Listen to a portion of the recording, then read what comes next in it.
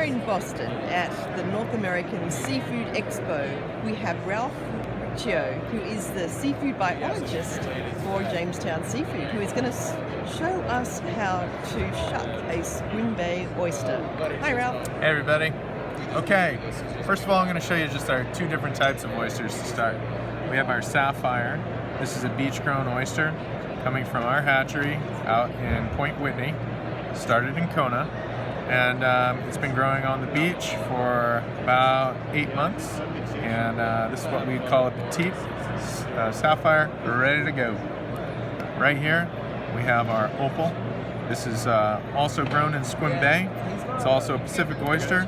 It's grown in bags, and it is tumbled with the tide for maximum deliciousness.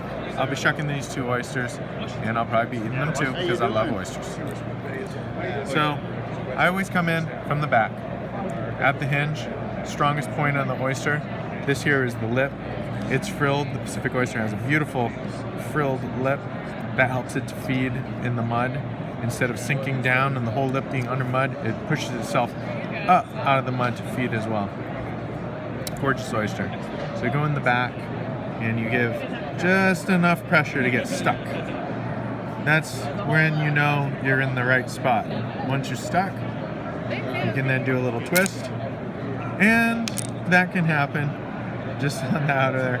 We'll get stuck again, give it a twist, and now you've disassociated the back of the hinge. There's an adductor muscle. Let's clean that knife off. There's an adductor muscle here holding the two shells together. What you need to do now is creep your knife up along the top of the shell, find that muscle, and cut across it. And you see once that happens, you have your beautiful little Sapphire sitting there waiting to be a happy moment in your mouth. And you know what? Maybe this gentleman here will eat this oyster for me. Do you mind if your video recorded? That's cool. Thank you. Cheers. Now tell me, how was that for a West Coast oyster? It's pretty good. Yeah? Yeah. How could it have been better? How could it have been better? It could have been bigger. Oh, that's what I like. This man loves oysters.